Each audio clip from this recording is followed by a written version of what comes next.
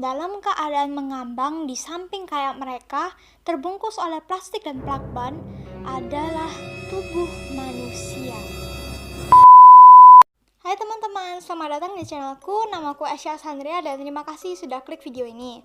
Buat kalian yang pertama kali datang ke channel ini, jangan lupa untuk klik tombol subscribe supaya kalian tidak ketinggalan video-video terbaruku. Well, bagaimana kabar kalian semua hari ini? Semoga semuanya sehat-sehat selalu aja ya, baik-baik aja. Terus kalau kalian kalau kalian terpaksa kerja di luar gitu, jangan lupa pakai masker, jaga jarak, cuci tangan yang sering, kalau bisa sampai tangannya kering gitu ya, nggak apa-apa. Nah, kali ini aku mau bercerita tentang seorang ibu rumah tangga yang menghilang ketika dia hamil 8 bulan. Dan diketemukan beberapa hari kemudian sudah tidak bernyawa dan mengapung di atas sungai dalam keadaan terbungkus plastik dan plakban. Well, siapakah pelakunya dan kenapa kok bisa kayak gini ya? Kalau kalian penasaran, langsung aja ke ceritanya. Savannah LaFontaine Grewin ini lahir pada tanggal 9 Agustus 1995 di Belcourt, North Dakota, dan merupakan salah satu dari bagian dari suku Spirit Lake Sioux. Ayahnya merupakan anggota Spirit Lake, sementara ibunya ini merupakan anggota Turtle Mountain Tribe atau yang artinya adalah kura-kura gunung. The Spirit Lake Tribe adalah suku yang diakui secara federal berdasarkan Spirit Lake Dakota Reservation. Jadi mereka itu Native American gitu loh, asli Amerika. Bukan bule, kayak asli Amerika. Contohnya kayak Pocahontas, terus Hiwayata, banyak pokoknya Disney yang kayak gitu. Jadi mereka itu asli Amerika. Biasanya kita itu panggilnya Indian, pakai N, bukan India, Indian. Dia ini lulusan Warwick Public School dan juga Lake Region State College yang berada di Devil's Lake. Dia mendapatkan ijazah asisten suster. Nah, dengan ijazahnya ini, dia itu berharap bisa menjadi suster di panti jompo. Pada tahun 2016, Savannah ini akhirnya mendapatkan pekerjaan sebagai asisten perawat di Eventide Fargo Living Community. Dia masih tinggal bersama ayahnya dan ibunya juga saudara laki-lakinya di Fargo, North Dakota pada saat itu. Dia punya pacar yang bernama Ashton Matheny dan mereka ini pertama kali bertemu pada saat di SMP. Nah, mereka ini udah pacaran selama 7 tahun. Dan si Ashton Matheny ini tuh juga berasal dari Spirit Lake. Tapi gila gak sih? Pacaran selama 7 tahun. Setia banget gitu loh guys. Tapi kalau biasanya cowok-cowok selingkuh, ini 7 tahun. Wuh! Ashton ini dulunya kerja dan tinggal di Minneapolis. Cuman gara-gara dia itu mendengar berita kalau dia bakal jadi ayah sebentar lagi, dia akhirnya pindah ke Fargo. Nah, pada tahun yang sama yaitu tahun 2016, si Savannah ini akhirnya hamil anak pertamanya dengan kekasihnya yaitu Ashton. Savannah begitu senang mengetahui bahwa dia akan memiliki anak perempuan yang diperkirakan lahir pada bulan September 2017. Setelah mengetahui kehamilan Savannah ini, akhirnya Savannah dan Ashton pindah ke apartemen mereka sendiri dan memulai kehidupan baru di sana sebagai keluarga kecil. Savannah ini deket banget dengan keluarganya, jadi walaupun dia itu udah pindah ke apartemen dia sendiri, dia itu masih saling kontak sama keluarganya gitu loh. Jadi kalau ada apa-apa SMS mamanya, terus kalau ada waktu telepon mamanya, telepon papanya, pokoknya gitu-gitu. Hidup berjalan sangat baik bagi Savannah karena dia itu dikelilingi oleh orang-orang yang sangat mencintai dia. Contohnya seperti mamanya, papanya, pacarnya, saudaranya, dan juga bayi perempuan yang sebentar lagi lahir ini. Dia ini anaknya suka bergaul dan suka berteman dengan siapa saja. Dia ini juga sangat aktif di sosial medianya. Nah, sosial medianya itu adalah Facebook. Kalau kalian mau lihat akunnya itu di Facebook masih ada. Kalian tinggal search aja gitu namanya dia, nanti keluar kok akunnya. Masih ada di situ. Nah, selain suka Facebookan, dia ini juga suka texting sama mama papanya, sama keluarganya gitu. Texting tuh kayak SMS-an gitu loh, SMS-an. Nah, ya tuh. Nah, sebelum lanjut ke ceritanya Savannah, aku mau cerita tentang tetangganya Savannah yang ada di apartemen barunya ini. Jadi di apartemen nomor 5, tepat di atasnya apartemennya si Savannah ini, tinggallah sepasang kekasih yang bernama Brooke Cruz umur 38 tahun dan William Hone yang berumur 32 tahun. Mereka berdua kencan sejak tahun 2014 dan mulai tinggal di apartemen Fargo itu pada bulan Mei 2016. Pasangan ini sangat suka kelahi dan ribut. Jadi kalau mereka kelahi itu, sekali aja kelahi, suaranya itu bisa sampai bawah apartemen, lantai paling bawah itu kedengeran guys. Gila gak sih suaranya? Berarti udah banter banget itu. Bayangin kalau kamu tidur di apartemen sebelahnya gitu, kamu mungkin bisa tidur kalian. Beneran. Bahkan tidak lama setelah mereka pindah, si William ini menyerang Brooke dan melemparnya ke bak mandi. Gila kan? Cowok apa itu? Pasangan ini memang bermasalah, keduanya pernah berurusan dengan hukum. Bahkan sebelum mereka bertemu atau pacaran pun, mereka ini sudah punya pasangan sendiri. Jadi si Brooke ini sudah punya pasangan dan sudah punya anak sendiri. Dan yang William ini juga sama, dia udah punya pasangan dan udah punya anak sendiri. William Horne punya anak 2 dari pasangan sebelumnya. Nah, salah satu dari anaknya ini itu pernah disiksa, sehingga dia itu terjerat kasus hukum dan dipanggil ke pengadilan karena kasus ini. Nah, sedangkan Brooke ini punya 4 anak. Yang satu itu dari pacarnya dia sebelum dia pacaran sama William, namanya itu Aaron. Jadi sama Aaron dia punya 1 anak. Terus yang 3-nya itu dari pacarnya yang sebelum dia pacaran sama Aaron. Jadi sebelum dia pacaran sama Aaron dia ada punya pacar lagi. Nah, itu di situ dia dapat 3 anak. Nah, tapi si 4 anak ini tuh nggak pernah diurus, dijenguk atau dibiayain sama siapa? Sama Brooke itu nggak pernah gitu loh. Jadi karena itu dia dipanggil ke pengadilan untuk diurus karena dia telah melakukan penelantaran anak. Nah, pada bulan Januari 2017, Brooke itu memberitahu William kalau dia hamil setelah mereka berdua kelahi. Jadi mereka itu kayak kelahinya ribut banget, kayak wah gitu. Nah, pas selesai kelahi, William itu bilang, udah aku nggak bisa lanjutin ini lagi, kita putus aja. Tapi si Brooke langsung ngomong, loh kenapa? Williamnya bilang lagi, loh soalnya kita udah tengkar tiap hari, apa-apa ribut, aku capek. Tapi si Brooke-nya bilangnya kayak gini, kamu nggak bisa putus dari aku, soalnya aku hamil. Jadi sebenarnya pas itu si William ngancem kalau dia bakal ninggalin Brooke. Tapi gara-gara Brooke denger itu, dia akhirnya bilang kalau dia itu hamil. Jadi si Williamnya nggak jadi pergi. Padahal itu cuma tipuannya Brooke biar si William itu nggak mutusin dia. Tapi gara-gara si Williamnya ini tuh pinter gitu kan ya, nggak goblok-goblok banget gitu. Beberapa hari kemudian si Williamnya ini si William ini tahu kalau Brooke itu nggak hamil. Terus dia bilang kayak gini, kalau lo nggak beneran hamil, gue tinggalin lo. Kayak gitu guys. Oke, sekarang kita kembali lagi ke ceritanya Savannah ya. Jadi si Savannah ini tuh sebenarnya nggak tahu sama pasangan yang bermasalah itu. Pasangan yang bermasalah itu dia itu nggak tahu sama sekali, nggak kenal gitu. Nah, tapi dia itu cuma pernah ngeliat si pasangan bermasalah itu pas papasan di lorong apartemen. Nah, lalu apa hubungannya antara pasangan Ashton dan Savannah itu, yang pasangannya begitu ceria dan lovely dovey kayak gitu, sama pasangan yang berantakan hancur si Brooke sama si William itu? Apa hubungannya? Apa? Tidak ada yang istimewa pada tanggal 19 Agustus 2017. Pada hari itu di North Dakota, cuacanya sangat bagus dan hangat. Nah, Savannah yang lagi hamil 8 bulan pada saat itu merasa kepanasan. Kebetulan hari itu hari Sabtu, jadi dia itu nggak ngelakuin apa-apa gitu loh. Kan dia kan bosen gitu kan ya, sendirian di apartemen, nggak ada teman buat diajak ngomong gitu. Terus si Ashton pergi kerja, jadi dia nggak bisa ngapa-ngapain gitu, bingung sendirian di dalam. Nah, jadi si Brooke itu datang ke apartemennya Savannah lalu mengetok pintunya. Pas dibuka, si Brooke-nya itu bilang, Misi Savannah, kamu mau nggak jadi modelku? Aku ada jahit baju sendiri nih. Nanti kalau kamu mau bantu aku kasih kamu uang 20 US dollar.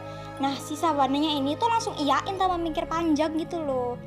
Karena dia ini orangnya baik dan suka membantu orang lain, jadinya dia itu dengan senang hati membantu Brooke menjadi model baju jahitannya. Nah, setelah itu sekitar pukul 1.24 siang, si Savannah ini meng-SMS mama dan pacarnya untuk mengatakan kalau dia itu mau membantu tetangganya yang ada di atas, ya si Brooke itu tadi, untuk menjadi model baju pakaiannya. Sebelum pergi ke apartemennya Brooke, dia itu sempat mesen pizza gitu loh. Dia itu pikir nanti mau makan bareng bareng keluarganya gitu. Tapi pas pizzanya datang, dia lihat jam. Loh, kok taunya udah mepet sama jam janjiannya. Jadi akhirnya, ya udahlah, makannya nanti aja habis dari apartemennya Brooke gitu. Well, teman-teman, mungkin saat itu bisa jadi Savannah itu mikir kalau dia bakal makan pizzanya setelah kembali dari apartemennya si Brooke ini. Namun dia tuh nggak tahu kalau dia tidak akan pernah kembali lagi ke situ. Sedih banget sih.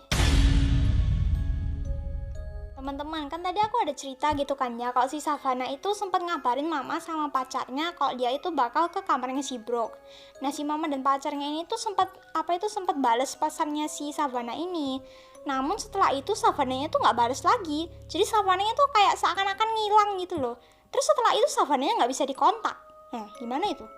Lalu si ibunya ini langsung SMS Savannah itu sepanjang siang. Tapi si Savannah itu nggak bales-bales, padahal si anak ini harusnya gercep gitu loh. Kalau ada SMS biasanya langsung dibales, lah ini kok enggak? Kan aneh. Sekitar pukul 2.30 sore, si ibunya ini menyuruh adiknya Savannah untuk mengecek ke apartemennya si Savannah ini. Soalnya dia tuh khawatir kok dia itu nggak ngebales SMS-nya gitu loh. Jadi si adiknya itu pergi ke apartemennya si Savannah, tapi pas nyampe di sana dia tuh nggak ketemu siapa-siapa, nggak ada orang di situ. Nah di sana itu cuma ada pizza yang udah dingin di atas meja, terus si dompetnya Savannah yang ketinggalan di dapur, sama mobilnya Savannah yang biasa diparkir di tempat biasanya. Seharusnya pada saat itu si adiknya Savannah ini itu diantar ke kantornya sama si Savannah.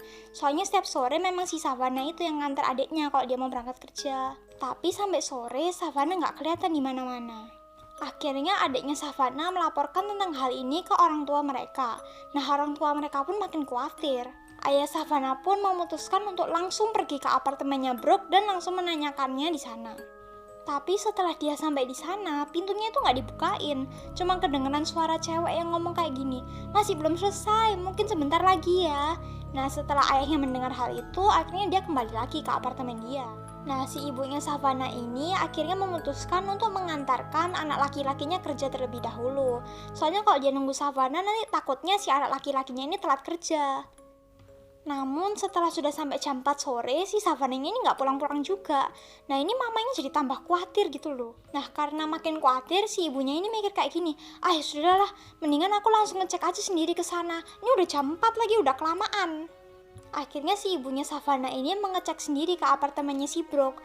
Namun pas dia sampai ke sana, pintunya nggak dibuka juga. Cuma kedengaran suara cewek bilang, loh Savannah udah pulang bu, tadi jam 2.45. Nah si ibunya ini bingung, lah 2.45 sore, ini aja jam 4 sore dia nggak ada di apartemennya. Nah terus si ceweknya itu ngomongnya kayak gini, loh aku malah tahu bu, setahu aku dia udah pulang jam 2.45 sore tadi. Ibunya Savannah ini makin bingung, soalnya dia tahu kalau Savannah itu nggak mungkin pergi jauh-jauh gara-gara kakinya itu sakit sama bengkak akibat kehamilannya yang sudah 8 bulan.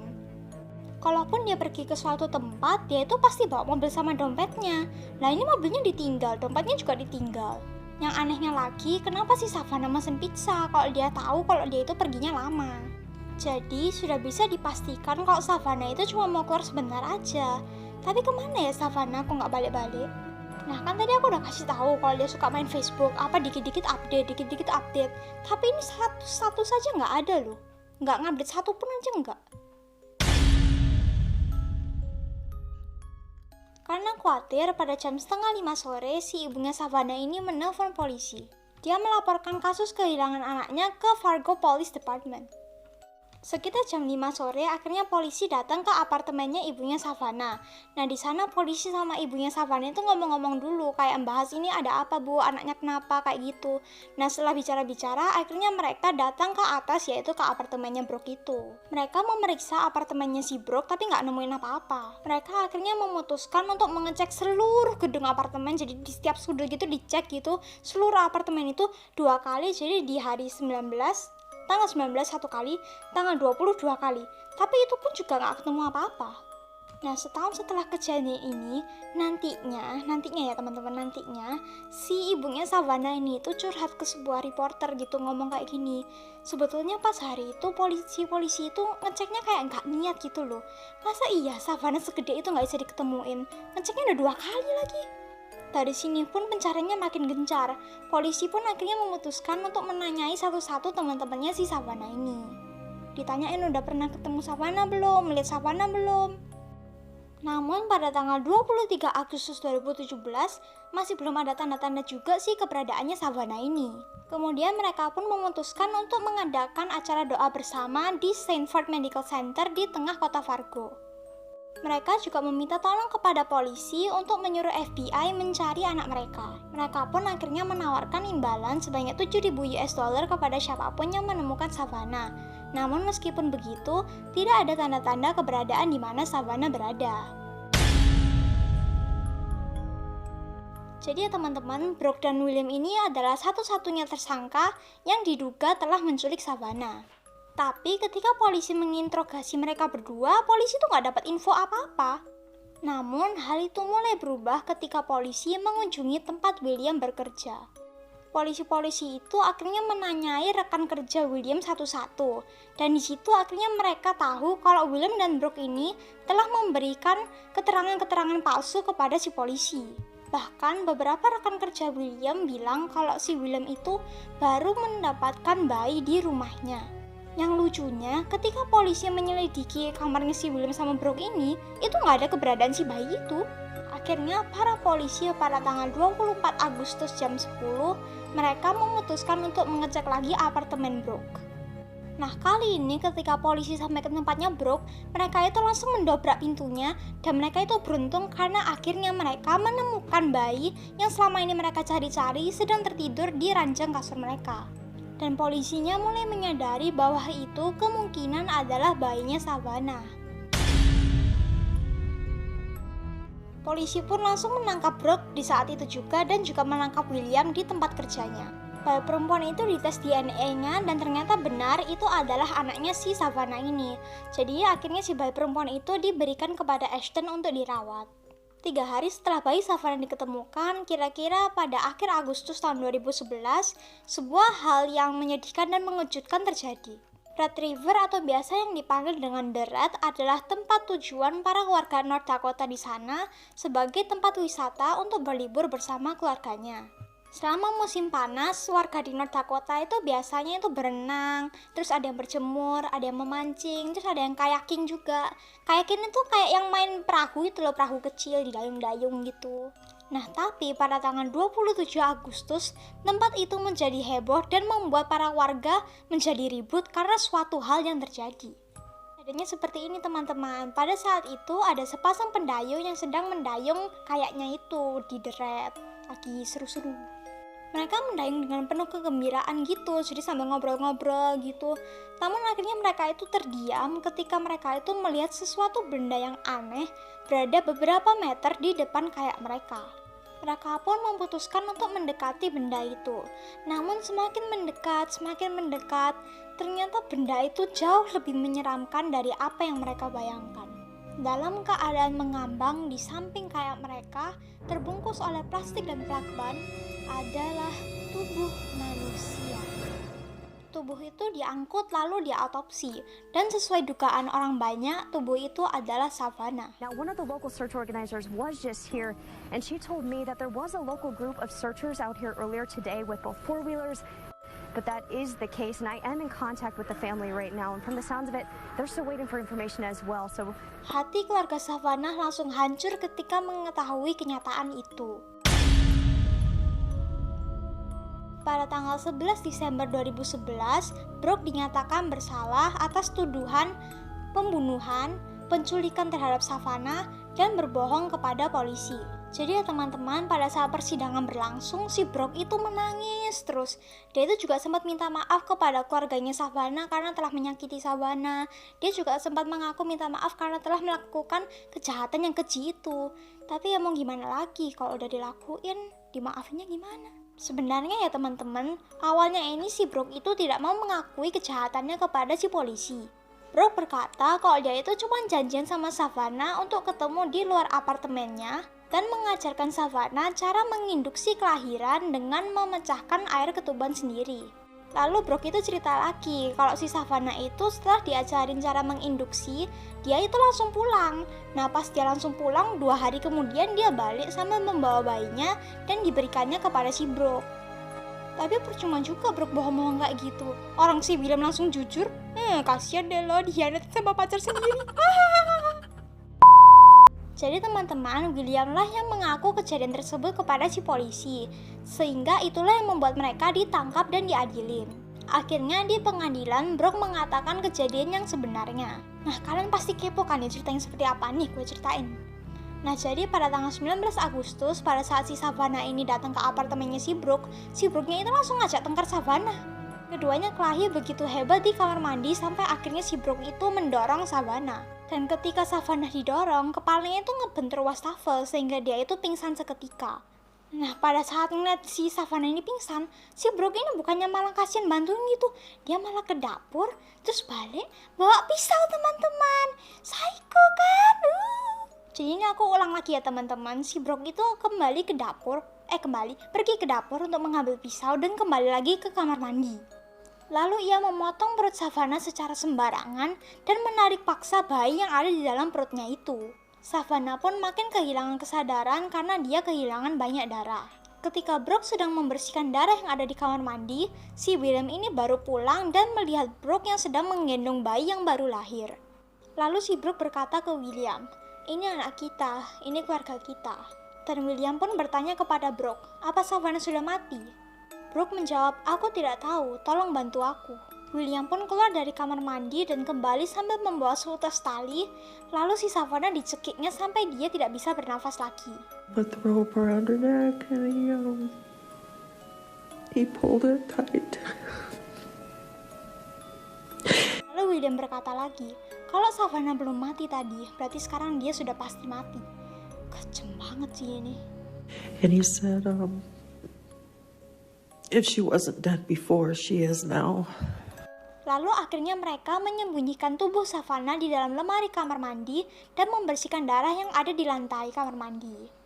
Menurutku ya teman-teman, yang mengherankan dari kasus ini tuh para polisinya itu loh.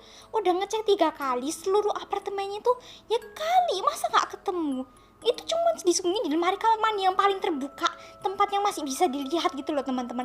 Masa ya gak bisa gitu loh. Udah dicek 3 kali tuh, dicek apanya mas? Di pengadilan, William pun bercerita kalau si bayi Savannah ini selalu disembunyikan di bawah selimut ketika polisi datang. Jadi dia itu kayak langsung berbaring di kasur gitu, terus pura-pura tidur. Nah si bayi Savannah ini tuh di sebelahnya dia, cuma ditutupin selimut.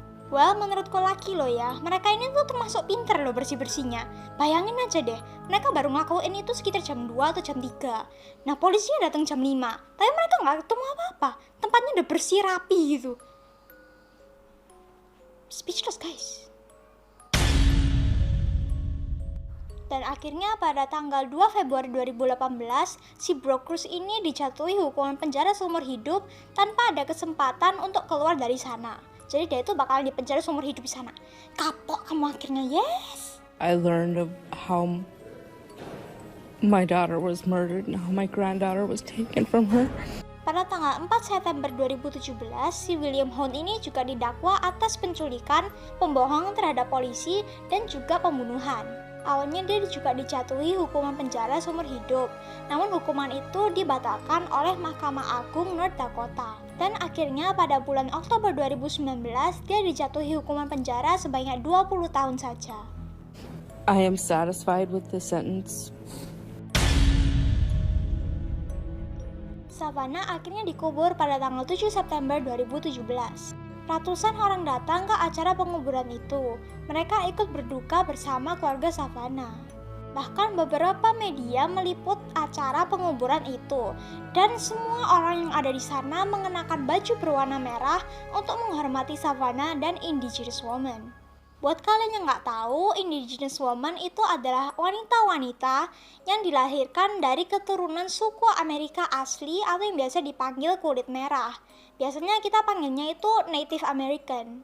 Anak perempuan Savannah diberi nama Halsey Jo dan dibesarkan oleh keluarga Savannah dan keluarganya si Ashton ini. Pada saat itu, Ashton masih berumur 22 tahun. Namun untungnya dia sangat dewasa dalam mengatasi masalah ini. Jadi ya teman-teman, pada saat itu Ashton terpaksa menjadi seorang orang tua tunggal. Dia sempat mengakui bahwa awalnya itu agak susah untuk menjaga seorang bayi sendirian. Tapi kini dia dan anak perempuannya itu tidak dapat dipisahkan. Tapi sebenarnya si Ashton itu nggak sendirian sih. Dia itu punya keluarganya dia sendiri dan keluarganya Savannah gitu buat bantu dia mengatasi semua ini. Halsey Jo akan berusia 3 tahun pada Agustus 2020 ini.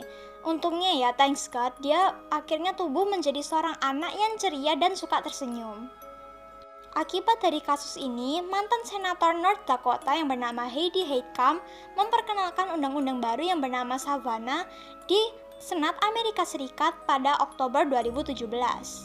RUU ini bertujuan untuk melindungi wanita-wanita Native American yang diculik dan dibunuh. Jujur ya teman-teman, cerita ini tuh menyentuh hatiku. Kalian bayangin aja ya, sudah hamil 8 bulan, terus kalian sudah menunggu-nunggu kedatangan si bayi itu. Kalian tuh tiap hari ngomongin tentang si bayi itu, tapi tiba-tiba bayimu itu diambil secara paksa dari rahimmu dengan cara yang brutal. It is so terrible and it's so disturbing and sick banget gitu loh. Kok bisa gitu loh? Kok bisa ya? Sampai aku ngomong 2 kali gitu. Kok bisa gitu loh? Ada bayi yang masih ada di dalam perut ibunya itu, dia ambil langsung itu kayak, Ini ada cerita yang heartbreaking banget gitu ya. Dan bagiku cerita Savannah itu pantas mendapatkan perhatian dari banyak orang. Dan dari cerita ini kita bisa belajar kok kita itu harus stay safe ya guys. Stay safe, main aman aja. Jangan pergi ke kamar apartemen orang lain yang belum kalian kenal. Kecuali kalau memang kalian udah kenal lama gitu itu gak apa-apa. Dan kita juga jangan terlalu percaya sama orang asing teman-teman. Well, sebelum aku mengakhiri cerita ini, aku mau ngasih tahu kalau 9 hari pas aku ngeceritain hal ini, 9 hari nanti itu adalah hari ulang tahunnya Savannah. Dan 19 hari lagi setelah hari ini adalah hari ulang tahun kematian Savannah yang ketiga. Aku cuma mau bilang aja kalau keluarga Savannah yang masih ada di North Dakota itu semoga tabah menghadapi semua ini. Semoga mereka masih baik-baik aja gitu ya, melapaskan Savannah gitu. Ya pokoknya yang baik-baik lah. Dan aku juga pengen ngomong untuk berduka cita untuk keluarga yang ditinggalkan Savannah.